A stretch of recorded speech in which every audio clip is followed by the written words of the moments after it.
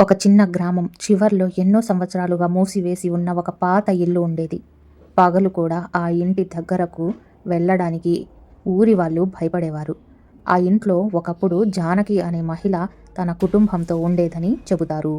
ఒక రాత్రి ఆ ఇంట్లో జరిగిన ఒక భయంకరమైన సంఘటన తర్వాత ఆమె కనిపించకుండా పోయింది. ఆ రోజు నుంచి ఆ ఇల్లు ఖాళీగానే ఉంది. కానీ కొన్నేళ్ల తర్వాత ఆ ఇంటి దగ్గర వింత సంఘటనలు మొదలయ్యాయి. అర్ధరాత్రి సమయంలో ఇంటి తలుపులు వాటంతట అవే తెరుచుకోవడం, వంటగదిలో గిన్నెలు కింద పడిన శబ్దాలు రావటం, ఎవరో ఏడుస్తున్నట్టు వినిపించటం, ఇలా ప్రతిరోజు ఏదో ఒకటి జరిగేది. ఒకరోజు రహీం అనే యువకుడు ఆ ఇంటి దగ్గరగా వెళ్తుండగా లోపల నుంచి ఒక మహిళ గొంతు వినిపించింది. నన్ను బయటికి తీసుకెళ్ళండి. రహీం ఒక్కసారిగా ఆగిపోయాడు. ఇంట్లో ఎవరైనా చిక్కుకొని ఉన్నారేమో అనుకొని తలుపు దగ్గరకు వెళ్ళాడు. తలుపు కొద్దిగా తెరిచి ఉంది. అతను లోపలికి అడుగు పెట్టగానే ధప్!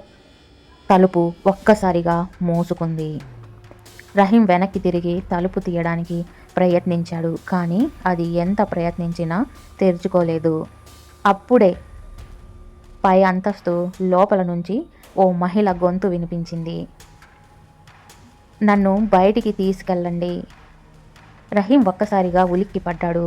ఇంట్లో ఎవరైనా చిక్కుకొని ఉన్నారేమో అనుకొని చుట్టూ చూశాడు. కానీ ఆ ఇంట్లో ఎక్కడా మనిషి కనిపించలేదు. అతను మెల్లగా ముందుకు నడిచాడు. ఆ గొంతు ఇప్పుడు వంటగది వైపు నుంచి వినిపించింది. ఎవరు మీరు అని రహీం అడిగాడు. సమాధానం రాలేదు. అతను వంటగది తలుపు దగ్గరికి వెళ్ళగానే లోపల ఉన్న పాత గిన్నె ఒక్కసారిగా నేలపై పడింది. ధమ్! రహీం భయంతో వెనక్కి అడుగు వేశాడు. అప్పుడే అతని వెనుక నుంచి అదే మహిళ గొంతు వినిపించింది. నువ్వు కూడా వెళ్ళిపోవద్దు. రహీం నెమ్మదిగా వెనక్కి తిరిగాడు. అక్కడ ఎవరూ లేరు. కానీ గోడపై ఉన్న పాత అద్దంలో మాత్రం ఒక మహిళ ఆకారం కనిపించింది. ఆమె ముఖం స్పష్టంగా కనిపించలేదు. పొడవాటి జుట్టుతో తల వంచుకొని నిలబడి ఉంది. రహీం వెంటనే అద్దం వైపు చూశాడు. అద్దంలో ఉన్న ఆ ఆకారం ఒక్కసారిగా తల పైకెత్తింది. రహీం గుండె ఆగినంత పని అయ్యింది. అతను పరిగెత్తి తలుపు దగ్గరకు వెళ్ళాడు.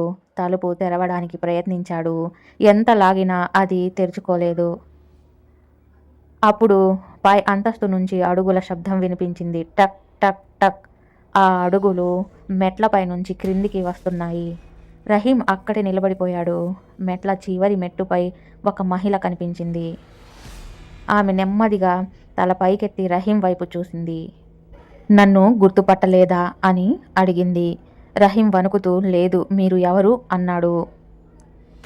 ఆమె సమాధానం చెప్పకుండా వంటగది వైపు చూపించింది.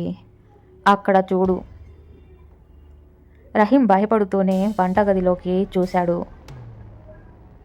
అక్కడ ఒక పాత పెట్టె కనిపించింది. ఆ మహిళ మళ్ళీ చెప్పింది.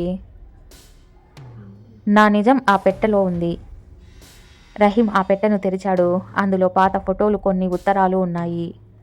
ఆ ఉత్తరాల ద్వారా అతనికి తెలిసింది ఏమిటంటే ఆ ఇంట్లో నివసించిన జానకి అదృశ్యమై రాత్రి ఆమెకు సహాయం కావాలని ఎన్నోసార్లు ప్రయత్నించింది.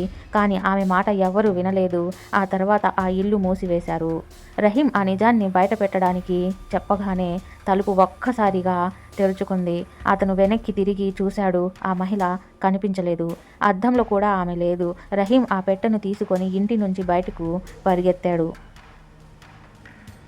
మరుసటి రోజు ఊరి వాళ్లకు ఆ ఉత్తరాలు చూపించాడు. అప్పుడే ఎన్నో సంవత్సరాలుగా దాచబడిన నిజం బయటపడింది. ఆ రోజు తర్వాత ఆ ఇంటి నుంచి ఎలాంటి అరుపులు వినిపించలేదు. కానీ కొన్ని రోజుల తర్వాత రహీం ఆ ఇంటి పక్కగా వెళ్తున్నప్పుడు మూసి ఉన్న కిటికీలో ఒక మహిళ నిలబడి ఉన్నట్టు కనిపించింది. అతను భయంతో అక్కడే ఆగిపోయాడు. ఆమె ముఖంపై చిరునవ్వు కనిపించింది. అద్దం వెనక నుంచి ఒక చిన్న మాట వినిపించింది. నా కథ చెప్పినందుకు ధన్యవాదాలు. అంతే. ఆ కిటికీ ఒక్కసారిగా మూసుకుంది. ఆ రోజు నుంచి ఆ ఇంటి గురించి ఊరిలో ఒక్క మాట మాత్రం ప్రచారంలోకి వచ్చింది.